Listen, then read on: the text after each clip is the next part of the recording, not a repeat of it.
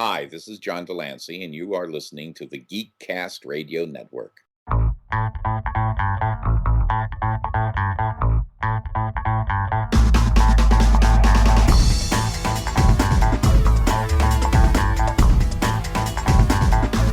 Hello and welcome to episode 246 of the Cinema Geeks. I am one of your Cinema Geeks Optimus Solo, and joining me as usual is the Comic Concierge. Hello, Dan. Hello, how are you? We are good. I'm good. We're back at it again.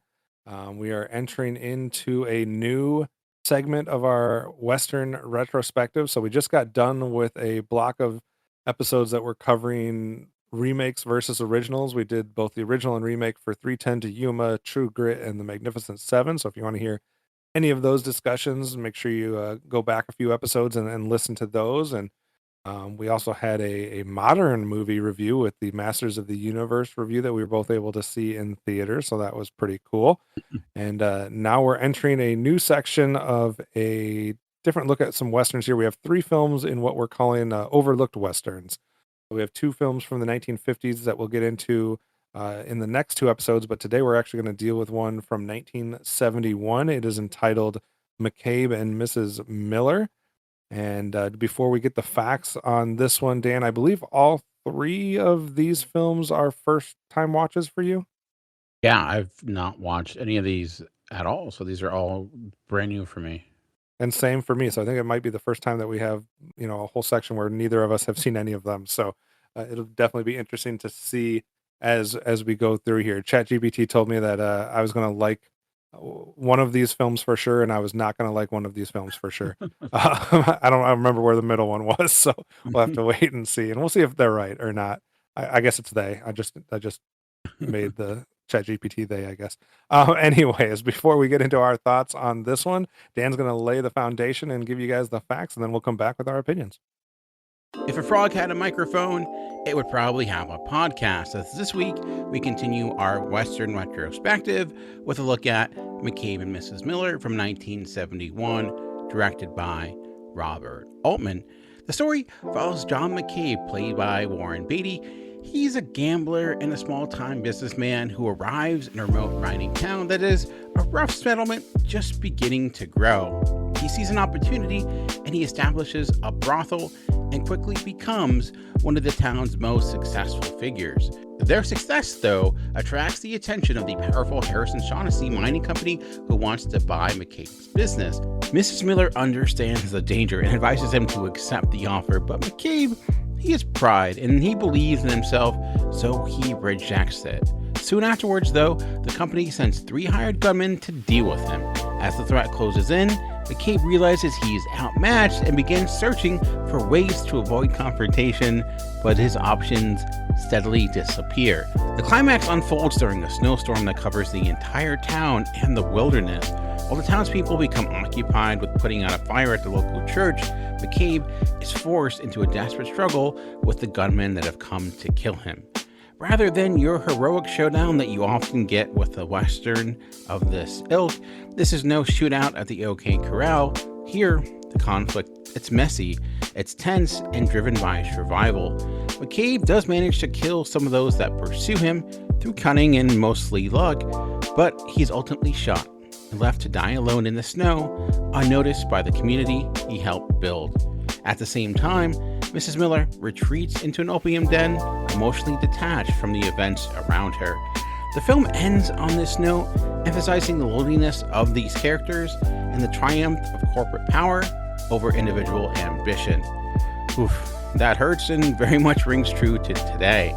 The movie is based upon the novel McCabe by Edmund Naughton. During the development, some people involved with the production wanted the film to simply be called McCabe, but Robert Altman insisted that Mrs. Miller was just as important to the story as McCabe, leading to the final title. Rather than finding an existing Western set, director Robert Altman had the production build a town in British Columbia almost exactly as the town develops in the story. The movie was filmed largely in sequence, which is very unusual in Hollywood. As filming progressed, new buildings were added, allowing actors to experience the town growing around them just like the characters did. That decision got enhanced with how the weather worked out. The production expected cold weather in British Columbia, of course, but the heavy snowfall that arrived during the climax gave the finale a much more haunting look than originally advised. Altman embraced the conditions and rewrote aspects of the ending around the weather. Many of the carpenters working on the production were actually young Americans who had come to Canada to avoid being drafted in the Vietnam War. Altman dressed them in period clothing and had them use old-fashioned tools, so they are often appearing in the background of scenes doing real construction of the town. Star Warren Beatty was known for wanting numerous takes and maintaining tight control over the details. Altman preferred loose and more open style. Their working methods frequently collided, creating tension throughout the production. Years later, people involved with the film still talk about the creative friction between them, although many believe the clash ultimately benefited the finished movie. Cinematographer Vilmos Sigmund created the movie's distinctive misty, washed-out look by using unconventional photographic techniques, including pre-flashing the film stock. Studio executives initially hated what they were seeing and reportedly wanted him replaced. Altman threatened to leave the production if he was fired. Most major critics admired the film, but audiences were confused by it. Traditional Western fans expected gunfights, clear heroes, and straightforward stories. Instead, they got this slow, atmospheric film filled with overlapping dialogue, muddy streets, melancholy music, and a protagonist who spends most of the climax trying to avoid a fight. The movie was not a major blockbuster because of this, but it was profitable, produced roughly around $3 million, and earned around $8 million in North America during its initial run. It did receive an Oscar nomination for Julie Christie for Best Actress. Even notable directors have differing opinions about the film. Tarantino, who did say he eventually did come to like it, has been pretty vocal on how he feels it is the worst sound mix of all time, while Stanley Kubrick reportedly admired it greatly. So there you go. But what do Kevin and I think? Back to us to discuss. All right, thanks for that, Dan. So now that you have the facts, we can go ahead and share our opinions as we've both had a chance now to watch for the first time McCabe and Mrs. Miller. Like Dan said, this is from 1971, directed by Robert Altman and starring Warren Beatty, which I believe I've seen Warren Beatty in like 2 other films, like Oh, wow. Dick Tracy and Red. Was he in something called Red? Yeah. Yes. Something along those lines. I don't know. Maybe I've seen more than I just am not recalling what those films are. But what was your first impression on McCabe and Mrs. Miller? I'm interested because it feels like so far throughout this whole thing, we have had differences, whereas we were both positive, but one of us was more positive, or we were both negative and one of us was both negative. We haven't had one yet where one was positive and one was negative. I'm interested to see where this one goes, or if we both like it, we both dislike it. So I'm very intrigued to hear your thoughts on McCabe and Mrs. Miller. Yeah, and I think if there's one, it might be this one, because I know it is known to be pretty polarizing for a lot of reasons. Even doing the Just the Facts, like I mentioned, like there are a lot of directors and film buffs that love it. There's others that have issues with it and are on the other side. Even when it was coming out, there are critics kind of all over the place with it. And for some reason, through this retrospective, I've been making a lot of references to wrestling, and I was trying to think, could I make one here? And I think if there is one, like this, I mentioned how like the spaghetti westerns was like the Attitude Era or what have you, and if there this would fit into any type of like era, it would be, with this being like this is the early 70s. This is, I think, maybe as of right now the only 70s western that we're doing, and if there's like one era in wrestling and that reminds me of, it's past, in the sense of westerns are past their prime.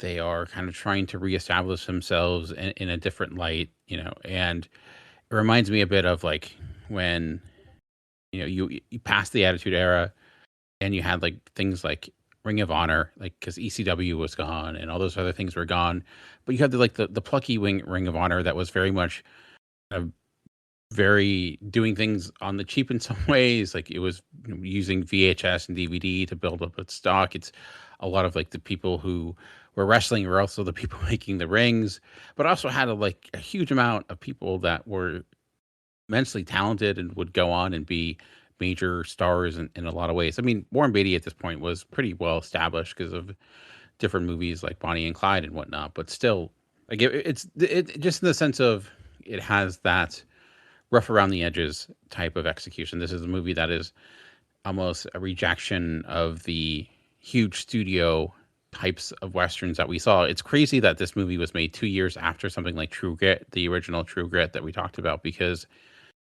if you were to watch them back to back and like, hey, how long ago or how different in time do these movies take place and or when they were made, you'd think they were like 10 years, 20 years apart, but really just two. And it's Mm. so I it took me a bit with it to kind of get in the mood of it because it is so very different. I mentioned in Just the Facts that the it's notorious because it is people have complained about like the soundtrack and the sound mix, and it's hard to hear and understand. It's one of those things where it's messy. Like that is the type of thing. It's like a like like the folk music, like Lumineers and things like that, where they're often like away from the mic and like it's imperfections is where it often stands out, which I think for a lot of people would not work.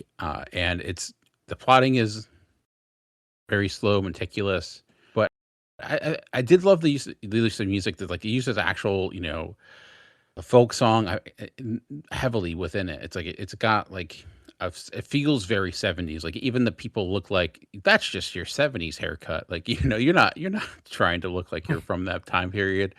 But I don't know. Like I really kind of got absorbed by it. I think it looks beautiful. I could see some people hating the way it looks because it is looks a little bit like I said, it looks rough, like almost like the lens wasn't fully developed all the way, which was part of like the way it was developed. But there are so many great shots to it, and I know we're doing another group of movies later on that are like revisionist westerns, and this Mhm. certainly would fall in that line. But I ended up by the end of it, like I was kind of I appreciated it more and more after I watched it, in the sense of like going back and thinking about the overall experience and like just being a part of this world, enjoying it and seeing this kind of town come alive. It felt very realistic in that way. We so and almost like the antithesis to something like the spaghetti westerns, which again were kind of grimy and dirty, but also a bit more violent, a bit more, I would say, even over the top. This was like the opposite. Everything was very low key in a lot of ways and felt a bit more on the realistic side. So that really worked for me in a lot of ways. But I'm curious if it worked for you. So for me, I would probably make a different wrestling analogy, and I would probably go back in time to like, we all grew up with like the Hulk Hogan, Macho Man, Ric Flair era, and like into the Attitude Era with Hmm. larger than life personalities like The Rock and Stone Cold and The Undertaker and all that type of stuff. But I'm Yeah, thinking if you go back to like a time where it was like the Gagnes and the San Martinos and that era of wrestling, makes which sense. I feel like if anybody from now went back to try to watch classic wrestling from like the 50s and 60s, they would find it unwatchable and very hard to sit through. And I feel like that was my experience with this film. Um, I guess my thought process, I think a lot of what you said is accurate. I think the music is definitely very prominent. I think what is it, Leonard Cohen, I Yeah, believe is heavily featured there, and I think you do get a realistic feel with how it's done. I think it feels lived in. It feels, I guess, in a way, authentic. I think in other ways you could say maybe not because, like you said, there's definitely some '70s stuff here, even though it's trying to yeah, depict a time before that. But like, I guess authentic in a different way. Like authentic as far as like it doesn't feel overly produced. It doesn't feel nothing's heightened necessarily. Nothing's like made grand in like a superficial way or things like that. So in those respects, it feels authentic and it feels real and lived in and all of that. I definitely think the way that it's filmed with like the coloring and the exposure or whatever, I'm not super learned and knowledgeable when it Mhm. comes to that type of stuff. But the way that that is, I think either is going to work for you or not work for you. Yeah. I don't know if it necessarily didn't work for me. I think it was fine. I did feel like, hey, I would love to have like just a hint of like a vibrancy of a color of some sort here and there, where it definitely felt like washed out to me in a way. But to me, it was as if you were watching something that was not shaky cam or anything like that. But I picture like how things would have looked through, like when you were watching home video from somebody that took home video in the 1970s, like, or in the early 1980s, like it has that type of look, right? Like, like when you're looking through somebody that doesn't have like super high tech professional camera equipment, and they're like, to me, this is like akin to like watching my grandparents taking a home video, like that type of color coming through and that type of like experience. So I didn't necessarily find that as something that turned me off or anything like that. I think for me, it goes into something that we've discussed before in previous films that we've reviewed over the years. And it's not always for me, it, just because it's not super like dialogue heavy or plotted out and story driven and strong narratives doesn't necessarily mean I'm going to dislike it. Like there are some aspects that those things can work for me, but in general I'm not a big fan of like most Terrence Malick films. I shouldn't say most. I've only seen a few and I just need to give others a chance cuz I was so turned off by the few that I saw. But that kind of thing where it's, I feel like somebody had set up a traffic, you know how you can like go online and you can watch like a traffic cam, or you Mhm. can watch like like for us, like during hurricane season, you can literally like log into like these cameras that are taking uh, live footage of like the beach and like the different areas where tide could come in or waves could come in and whatnot. And you can kind of just watch that during hurricanes and see what havoc it's doing to like the those areas. To me, it's like I was like a traffic camera was pointed on a frontier town, and we were just observing people existing on that came into view of that camera with no like compelling character development, story, motivations, feeling. Like I don't feel like I ever got invested in anything. I will say that I did enjoy the second half more than the first half. Like I felt like the second half we started to get somewhere. The first half I was like, not sure if I was gonna be able to make it. But then, like, as I was feeling that, like, the second half kinda kicked in, and it did enough to keep me there to, like, watch it all, Mhm. but there was definitely moments where I was considering in my mind when the last film I had watched that was less enjoyable than this for me. Wow. Wow. Like, I think I would rather rewatch Django than ever watch this film again, and I know that's, like, coming down a little bit Oh, harsh, but, like, I was thinking Django Unchained. I'm like, "You like Django Unchained," but no, you went the no, other no, no, Django. No, that The makes Django that we just watched. I keep forgetting we watched yeah, that makes more sense. I would Okay, definitely yeah, rather watch Django Unchained, but I think I would rather, watch the Django we just watched for this Western retrospective again, and I wasn't a yeah. big fan of that one. But that's probably being a little bit too harsh. Like I do, like I said, I enjoy that it feels lived in. I enjoy that it feels like I'm like viewing something from another time. I was not turned off by the music necessarily at all. I think you can tell right from the beginning because like it starts with the music, and I think it Yeah. immediately lets you know what you're about to be in for in a way. Like you're just Yeah, like, yeah. this is how this is gonna go. If you don't like the music, you're done because it's like it's Yeah, such a prominent part of this if music. you don't like the opening song and like what's happening there, you should probably turn around and go the other direction. But Yeah. so I like I said, I did like some of the second half better.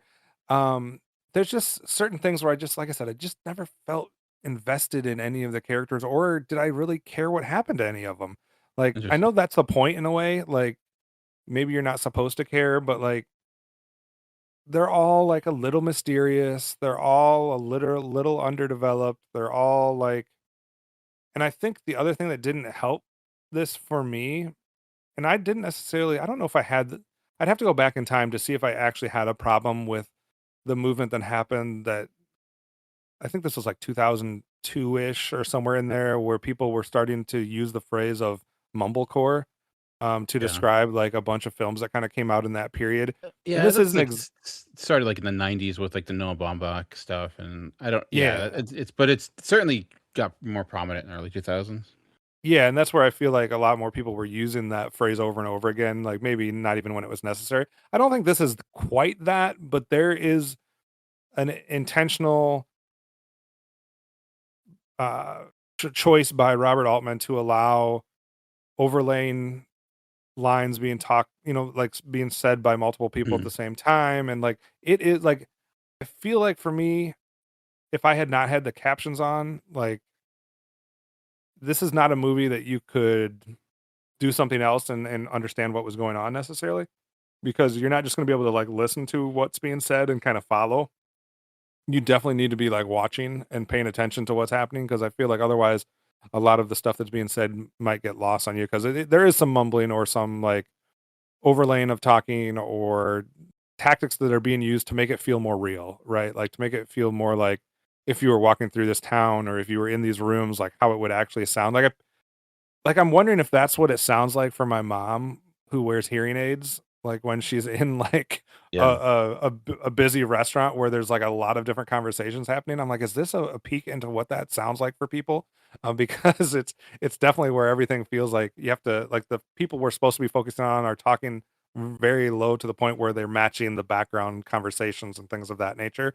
So that was a little, I don't know, not off putting necessarily, but it didn't help me like get latched in, I guess, so to speak. I wasn't totally thrown off by the pacing. Like it is extremely slow, obviously, but I don't know if the pacing really ever bothered me. I think I was fine with that part. But I was left with like, yes, we're watching like what's coming in and out of this town and what's happening, but like I want some, I don't know, like one scene that bothered me was that there's a sequence where this younger, I'm gonna call him a kid. I don't know how old this character was, but he seemed like a teenager or whatever. Like confronts another slightly older character on like a bridge, Mhm. and based, I'm spoiler alert, I guess, but like he shoots and kills the guy for relatively no reason, and nothing really led us to that. Nothing really happens because of it. It's just like this kid just killed that guy for no reason, and we're just gonna keep moving on. And I wouldn't say killed him for no reason. I think what they saw there was you started the conflict between those gunmen and McCabe, and I thought what he would assume was happening to that kid was that that guy was coming there to basically stick up for McCabe or cause some sort of violence because he's why is he showing up? He's mhm, trying to be proactive, like regarding asking him like certain questions, like why about his boots and socks and things like that, and he's not answering them and going through, and it is tragic. I don't think there's no. I think saying no reason. I don't know if I agree with that because I think there is a reason there, and then I think also beyond just like the narrative purpose, a lot of this to me is like about kind of de-romanticizing a lot of what the previous westerns would mhm, romanticize. So yeah, in previous, a lot of other movies, that guy comes and helps saves the day or what have you, and like it's a part of the the hero's tale. But more often than not, that's not what ends up happening. It's not the little guy who ends up taking over everything. It's not that guy who is able to overcome like the overbearing of the corporation. They end up kind of just in the mud and taken thrown asunder, and the world mhm. moves on. And to me, that's a lot about what this movie is, and that I took that scene as another example of that because it kind of anything foreshadows like where we end up. Where I mean, it is certainly it's tragic, and I wasn't expecting it to go that way, but I found it effective personally. Gotcha. I guess I didn't pick up on what the rationale or reasoning for that whole thing was. I didn't. I maybe wasn't drawn in enough to like pick up on the nuances of that. if I you guess weren't, at that point. if you were having a bad time, because I was near the end, and so I could Yeah. understand where you're just like, yeah, but like he was to me like I don't know for sure if that guy that was there had any intention of doing anything, but I think he was I thought seemed he like was just like the guy that had just come in and he was like the cowboy and he came in and had a lot of fun and then was like heading on his way home. And then I was like, yeah, I well, think why that's did we what kill he that guy? that was probably the case, but the gunman that was there, I think, took it Yeah. and I saw him as I a felt like it threat. was just like a young kid that was trying to like be macho and being like get his like Yeah, I and I think was that like, was well, part of it I don't too. yeah. I just felt like I don't like I get that it's going for realism. I get the revisionist approach. I get all of the focus on prioritizing mood and all of that. Mhm. I guess I just needed something to like wrap my fingers around to like hold on to like something I cared about. Like if I don't care about the story and I don't care about the characters, like it's hard for me to I can pick up on the mood of it and I can pick up on that it's painting a picture of like a certain aspect of history or painting a picture of like, hey, this is just what a normal town was like. We're not going to make anything like I can appreciate that we're not making anything Hollywoodish. We're not romanticizing anything like that. I don't Mhm. need, but at the same time, I just want to be compelled by something like a Yeah. character or some motivation or something that's happening. Not that it needs this grand tension or needs like a super huge payoff, but I just like I found myself like even like yes, we spent a bunch of time with Warren Beatty, but, like, did I care what happened to him?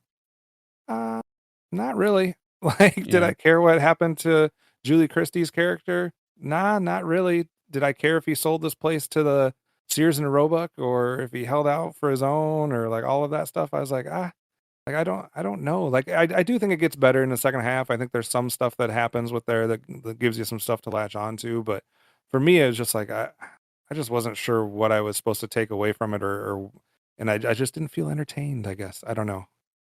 I well, it definitely is on a movie, I think, that is interested in entertainment, which maybe be or in the classic sense, but I was compelled by McCabe's plight. Like this, you first meet him and like the first thing they bring up is like how he shot a guy, like he was like this, Mhm, this duelist or whatever. So you're kind of wondering where he is, but you kind of realize that's not the character at all. He's got ambition.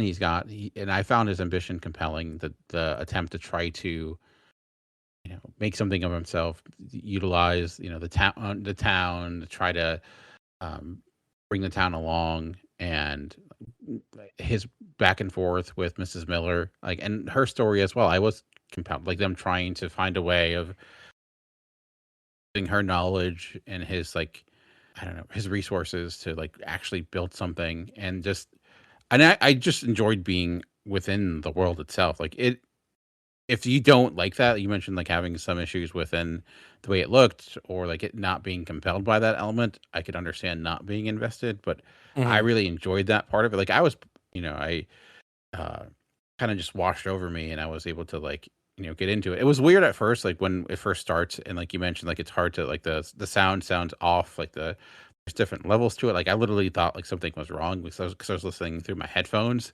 So I'm like, wait, I'm so I was just making sure that there wasn't something off. But I feel like you can ultimately hear what you need to hear. There's conversations that occur that are a little bit it sounds like a crowded room where you can't really focus in on the conversation you need to focus on. But when it removes that and you're able to focus on the specific conversation, it all starts to make sense, and it's very apparent like what's important.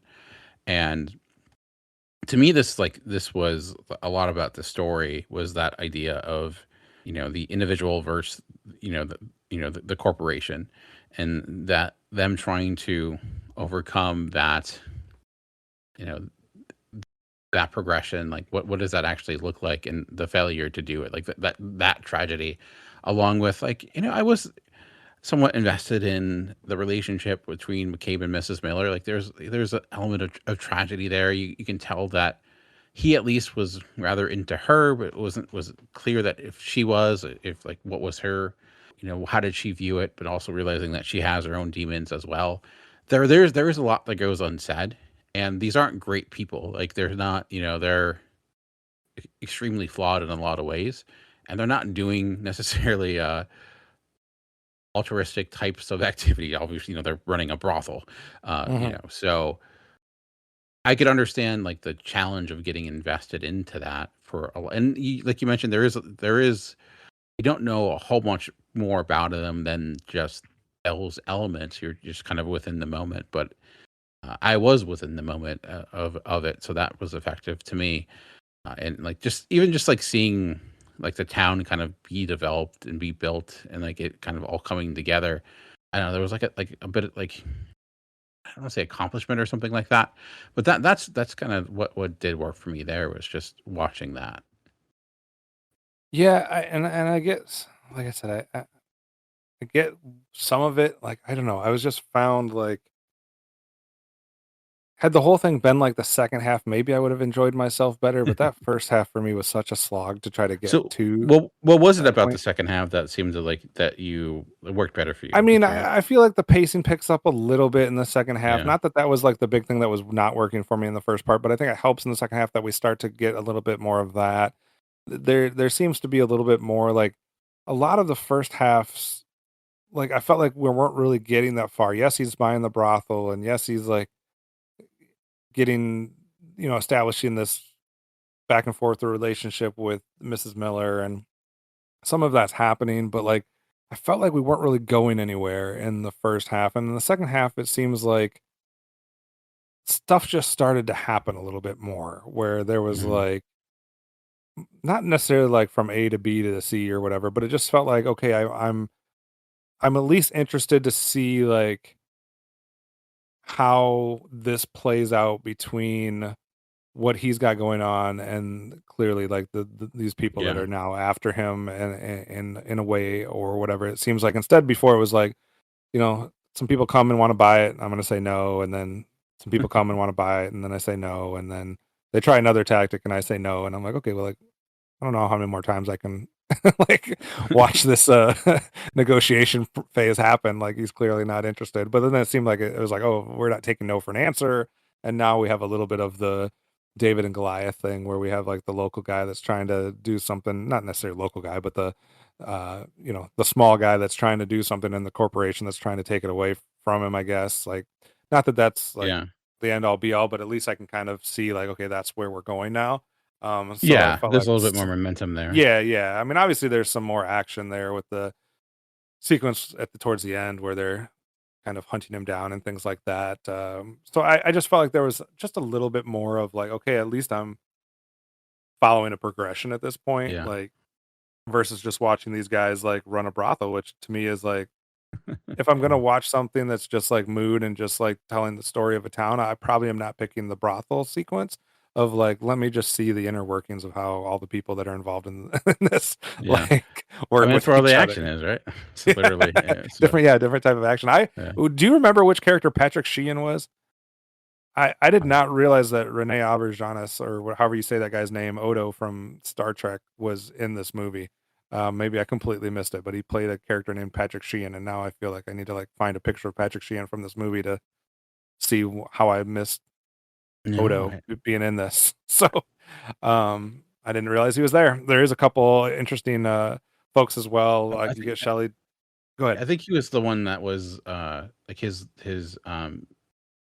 it's like first his major confidant, like in like when he Oh, comes okay. back to the town, he's got like the little bit Oh, longer maybe I do hair. remember that a little bit.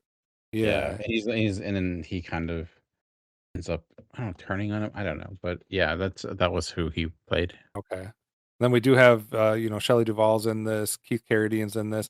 I noticed Don Franks as Buffalo in this. Don Franks, who his stage name was Iron Buffalo, but he is the husband of Cree Summer, who did a lot of voice acting throughout the 80s and 90s. So, like, I recognize that voice. There's a few people here and there that were interesting. I did like that character that comes in. I don't know if that was the Buffalo character towards who was the guy that it might have been somebody else. Who's the guy that comes in that kind of leads the charge against McCabe, like the big burly dude at the end that is like the main antagonist, I guess, to McCabe. Do you remember what that character's name was? I think Bart Coyle was that part? No, Is or that I'm what not it? sure. I don't remember. Couldn't. Gotcha. Yeah, It yeah. probably I says am somewhere awful. here. Also been a Breed, bit since yeah. I don't. who I guess Yeah. his character's his actor. I can't even click on the internet. Would have to go to It IMDb. was he was played by Jace Yeah, Van Der Veen, Jace Van who Der Veen. It's apparently almost hasn't like, done too much else. 'Cause- yeah, that was basically his most notable role, and it kind of makes sense because I know they cast a lot of and he used a lot of people that were in that area. A lot of like Americans who were actually in Canada fleeing the Vietnam, so they okay. wouldn't be drafted. I don't know if that's his story. It may not be, but that was mostly like the people and like the extras and stuff. But yeah, I don't. Doesn't seem like he did much outside of this movie. So I never didn't recognize him, but I mean, he was a imposing figure for sure. Like, I think it yeah, fit the part pretty decently as far as like what they were looking for there. I was yeah, intrigued once he kind of made his appearance. Like, what is this guy here for? And what's going to be the yeah. results from him being here? He was just born in the wrong era. But if he was born like 10, 15 years earlier, he probably would have got more work. But unfortunately, Yeah, no, 100%. I totally get that. yeah. Well, other things that you thought about this one, other stuff that you really appreciated or haven't got a chance to talk about yet? I I do love the set design and the story that like it was they were building it and the use of weather as well, like the snow and how that like that ending was, I thought, pretty like it's beautiful. Like there is a lot of shots that I really like. There's one that of like in the early on, like McCabe crossing a bridge with like a cigarette that looks great. So that's something I didn't just enjoy like looking at it. Like I didn't watch the greatest copy, but I wish I would get like a. Mhm. I don't have a 4K Blu-ray player, but it kind of makes me wonder what it looks like projected on the big screen. But also like This this is one I did want to mention. Sorry, um, I, we mentioned Julie Christie. I did really love her performance. I do think she comes on mhm. the screen and like does take over, and her relationship with Warren Beatty. That was another thing I was invested. Like I liked their back and forth. I liked how like she was like putting things together and like she's obviously very competent in what she was doing and like how that all worked out and everything. And obviously the locomotive train car, like that was something I never saw before. Like that thing that like I'm like, oh, it's a train, but it's not on a track. And like I didn't, which was actually a real thing, but I feel like walking would have been quicker. But I guess it's just Yeah. hilly, I guess. The other thing that surprised me, as good as like you're talking about with the visuals of the kind of the scenic landscape and I mean, it looks like it could be like a puzzle or like a postcard or like a like a Hmm. framed picture kind of. There's multiple sequences in here where you feel like if you had a really good copy of the film, you could just like pause it and it would be like a picture that could hang somewhere. And you Yeah. have that on one hand, but then that is like juxtaposed against the worst snow effect that I have ever seen in my life. Um, towards the I think the second half or towards the end, like the snow is so fake, and I don't know why, What? but it really threw me off of like No, that was all real snow. That was all there's because no like way that was real snow. it was like that was because they're actually like the ending of it wasn't planned to have snow, but it snowed where they were, so Oh, it looked so bad. It looked but so no, bad. It looked like yeah, it was 100% fake. Like I no, it can't was believe that that was real. it was yeah because that originally maybe they added some for certain I scenes for felt like effect they or something. added it because there was certain times where I was literally it took me so out of the movie that I was watching the pattern of the snow and it Yeah, was like repeating itself over and over again, like in the same like pattern in which it was falling. And I was like, I don't know. Maybe they somehow enhanced it or added. I don't know. Like I don't know, I want but to dig into that. yeah, but no, because originally like they didn't plan for it to snow, but it ended up like there was like a not like I guess an out of season or like a unexpected snowstorm, so yeah, they Crazy. actually rewrote the ending to incorporate it. So I mean, again, they may have used like parts of it, like they may have used some to enhancements or something like that. I don't know, but I know originally a lot of it in the sense of like, especially the more scenic shots when you're seeing like the wilderness certainly were that was all real. Classic Canadians. Maybe it looks different because it's Canadian snow. That could also be the reason. Hmm. But I was just joking. I don't think Canada snow Oh, looks any different. I don't know. The internet's telling me different. I don't know. Now I got to go searching. It says much of the snowfall is artificial. Oh, well, I know it's like I know they maybe there was part of it, but I know it's not like the snowfall was uh unexpected and they utilized it, so maybe they just built upon it in some way. So Yeah, I'll have to look more. Because and it's citing how often it falls at an unnatural speed, which is kind of what I was picking up at. Um, I don't know. Now I want to go down a rabbit hole. Not yeah, that that or has maybe anything to do I with the could be movie. I could be wrong. It might have Again, been just the way that it could be just that the style in which they were having like the desaturated palette or like that low contrast or I don't know. Probably speaking words that aren't real, but like this, I think of like washed out photography, desaturated palette, low contrast, soft focus. Like I don't know which one of those applies, but like it's kind of what we've been talking about. I wonder if that messes with like the depth or something, or makes it feel different, because that's what I was yeah, getting, like, it felt like it was on top of the pictures instead of in the pictures. And again, this has nothing to do with the overall film, but it's just something that, like, I yeah. spent a good amount since I was not, latched on to what was going on in the movie, I was definitely, like, spending a lot of time debating the snowfall in my head Yeah. as I was watching So that. look, I guess what I'm saying, like it did snow unexpectedly. That was a big part of it, and then they have to, because of that, utilize some fake effects as well. So it was, I guess we were both right. So there you go. There we go. Interesting. Learn something new every day. But, Yeah. I definitely was thrown off by it, and it set my mind to wandering as I was watching, stuff that I was probably supposed to be paying more attention to. I mean, yeah, it's not a great sign if you're distracted by the snow. So it's obviously not a movie. Clearly, the movie's not working for you if it's like, I did get the snow. nominated for best cinematography in a few different, like, award circuits. So, Well, I mean, I think the cinematography. I mean, maybe the snow yeah, effects I aren't don't think the great, but snow bothered anybody else. yeah, but I think the cinematography certainly is great Yeah, out, for in a lot of different sequences. But and, yeah, Julie Christie was nominated for Academy Award, I believe. yeah, yeah. For she didn't win, but she was nominated. The only Oscar nomination it received. Okay. Well, that is interesting. Like I think there's if you like something that is more about just getting into an environment and just like feeling it and like letting it kind of like you said wash over you. If you want to see something that just feels lived in and authentic and like realistic from that standpoint, like, I think this is something for that you would probably enjoy.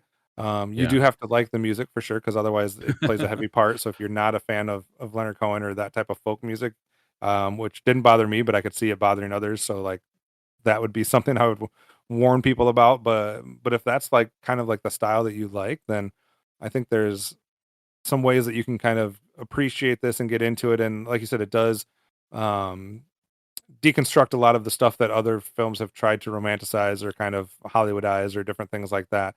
So I think it just kind of depends on what you're looking for in film in general. For me, Yeah. it didn't really work, but it sounded like it worked decently for you.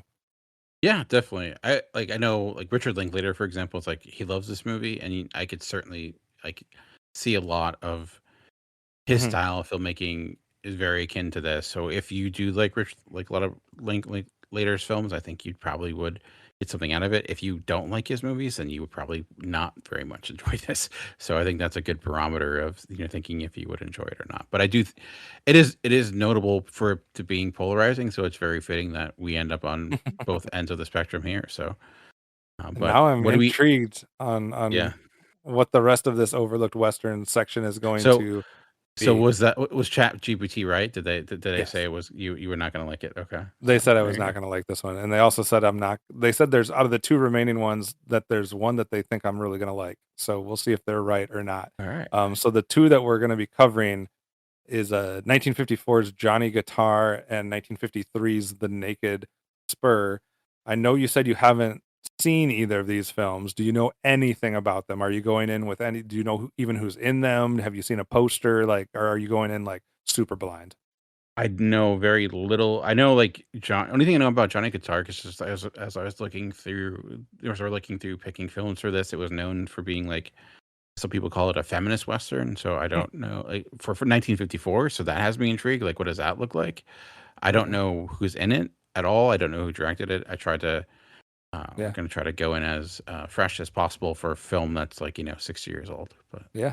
I'm intrigued too with once we get to the Naked Spur because that only has a runtime of an hour and a half. So, yeah, uh, it's like that's like three. That's half of good, the bad, and the ugly. So there you go. yeah, I think Django was like the last film we saw that was only an hour and a half. So, there is a couple other 1970s films that we will cover. So we are Okay. gonna watch. I believe we're gonna watch The Outlaw Josie Wales, Yeah, we and we expanded upon our original yeah, because that's what we do. that's what we We do. now we added more. So And I think we're we have gonna Blazing Saddles in here, so that's technically a 70s movie too. So, true. Yeah, yeah. There you but go. not very many. It's definitely one of the least represented decades when we go through here. There's a lot more from the 50s, and I feel like the 50s is well represented. 60s, we've had quite a few, and obviously when we're doing the remakes, we got a bunch in the 2000s already. So, intrigued as we kind of continue our trek through here. Any closing thoughts or anything else you wanted to talk about before we wrap this episode up, Dan? No, no, only thing would be that we have created a Facebook page for Yes. Cinema where, a little late with that, but we're trying to add more stuff to it. So if you want to, we have the Geekcast Radio one, but we're going to try to do ours and share our own stuff on it. And we have other things planned uh, as well. So Yeah, I think it'll probably be a best great place. way for people to interact with us, and like we're gonna do some things that kind of encourage some dialogue and some discussion or some back and forth. So I think it should be fun to see people comment on some of the different stuff that we have planned to post there. Yeah, definitely. So it's just search Cinema Geeks podcast and it should show up for you. Perfect. And if you want to search out Dan and any of the stuff he does, you can search out the Comic Concierge. You can search me out at Optimus Solo on the different social media sites that we're on, and you can search out the show Cinema Geeks or the Cinema Geekcast for any of those information. And then you can always go to geekcastradio.com for any other geek related content that they're putting out when it comes to cartoons, video games, comic books, and things of the like. So. And that does it for this episode. Tune in next time for another chance to listen to more of the Cinema Geeks.